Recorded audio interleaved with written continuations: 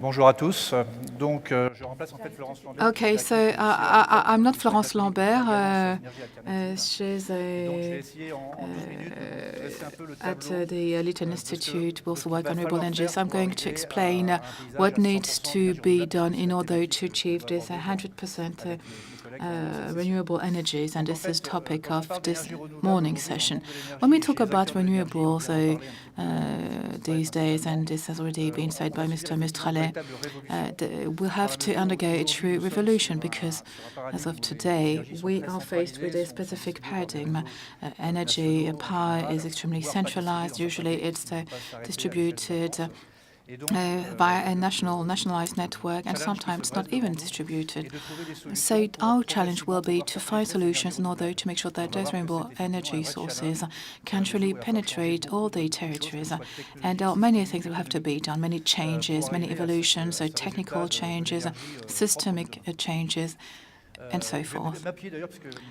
Mr. Mistralet was here, and I'd like to talk about one concept designed by ENGIE, formerly EDF. It's called the 3D. It's about developing, distributing, and digital. And the 3Ds are extremely important because we have to change our system in order to achieve an energy solution that is clean and 100% renewable. So decarbonizing the energy. So we already heard what was said earlier on. If we want to produce energy, we need to produce energy in a clean way. So we need to get rid of fossil energies because they produce huge amounts of CO2. And so we need to move towards renewable energy sources. Those are so-called natural energy sources, the sun, the wind, the water, geothermy also in the earth. And those sources of energy are available in great quantities and they are renewable, so we should be able to use them over a very long period of time. But there are a few disadvantages. One of them being that most of them are intermittent sources, so they do not last, they are not over time. Daytime, nighttime cycles is something that's easy to follow for the sun, but as far as the wind is concerned, things are different, and we'll talk about this later on. And there's also another aspect that is probably less well known. We are moving towards greater electricity consumption levels. Now, right now, people mostly use fossil fuels, for example, to power their cars. Now we're moving towards electrical cars, but we're not quite there yet. Same is true for heating. Many people use fossil energies to heat their homes, be it gas or coal or fuel. So we'll have to adapt and make the necessary changes gradually. If we want to continue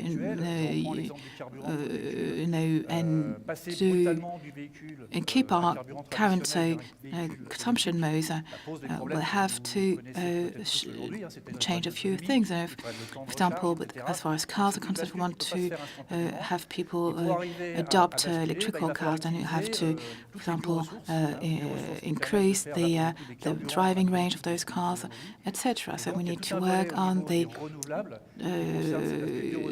supplies, on the energy sources, and we'll try and introduce biomass. So I won't go into the debate whether biomass should be used for consumption purposes or energy supply purposes. First generation biomass was more raw material, and second generation biomass is actually about recycling waste, and third generation biomass is more algae and other types of materials. Then you have methanization, it's about converting wood waste, for example, into energy, and other types of waste also.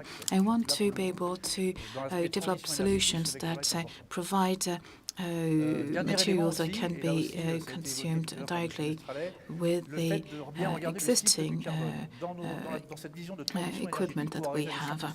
If we want to move towards 100% renewable while still using the existing technologies, we can optimize the carbon cycle. Even if we think about fossil carbon, there is a carbon storage, for example.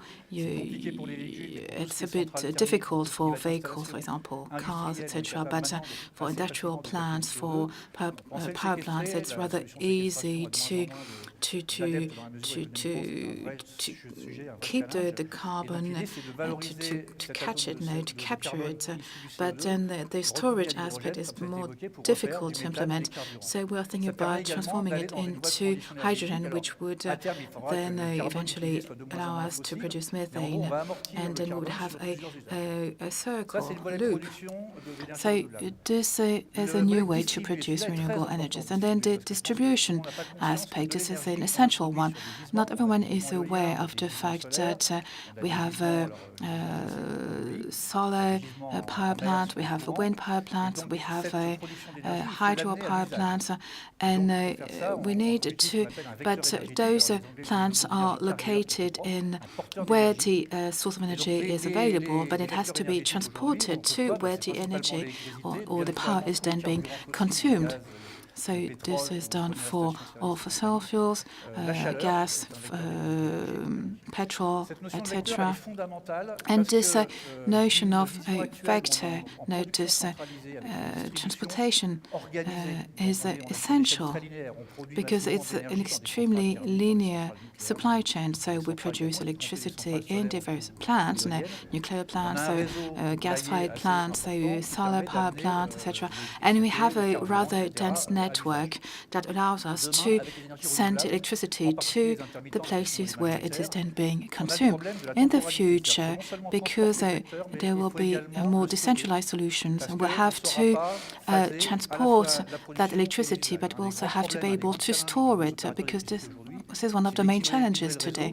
It's about balancing the network, so you need to make sure that at every point in time, as much energy is, what energy that is consumed matches the quantity of energy that is being produced. So in France, this is being done in a very good manner.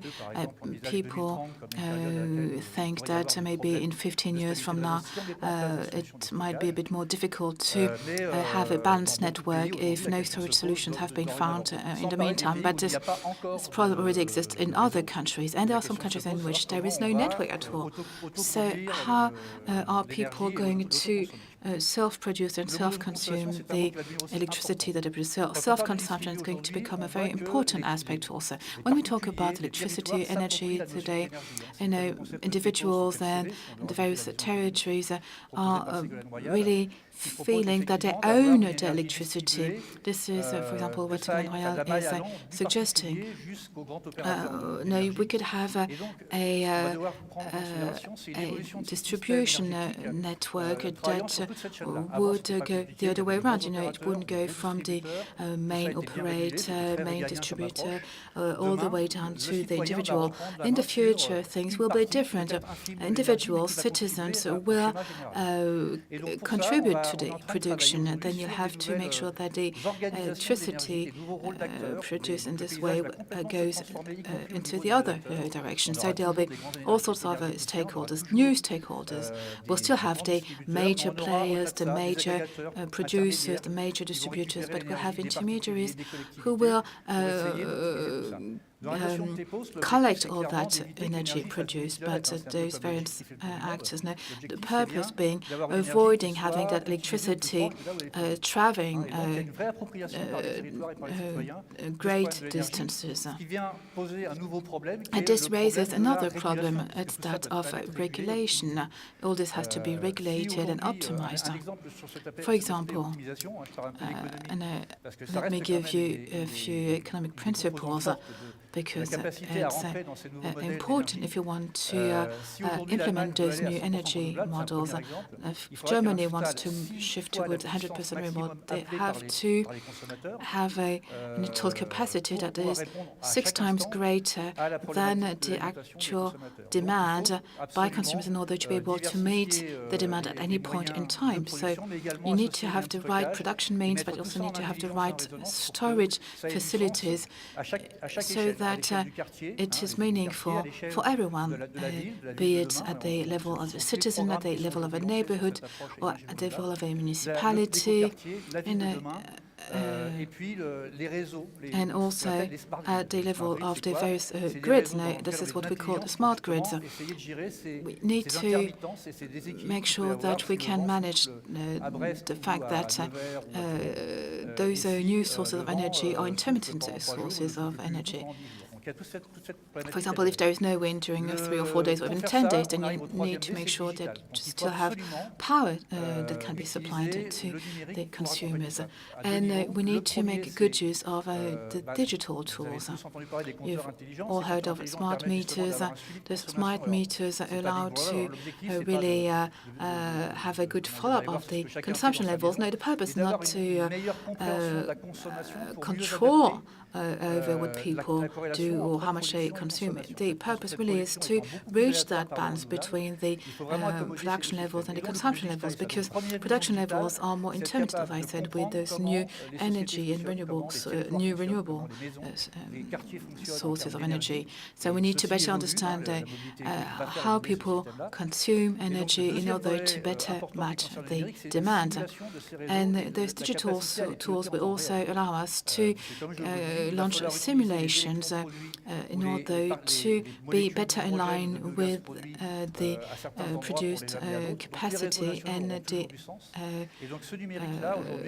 quantity of energy that is being consumed. So to conclude, today we are faced with several challenges, where there is a societal challenge and a sociological challenge, and this is the topic of today's conference. But there is also a technological challenge, because we need to develop the right technologies that are going to help us optimize all this. And we also need to make sure that we have this industrial view of things. All stakeholders have to be involved, and hopefully we'll reach that target of 100% renewables. And I'd like to thank you for your attention. Merci.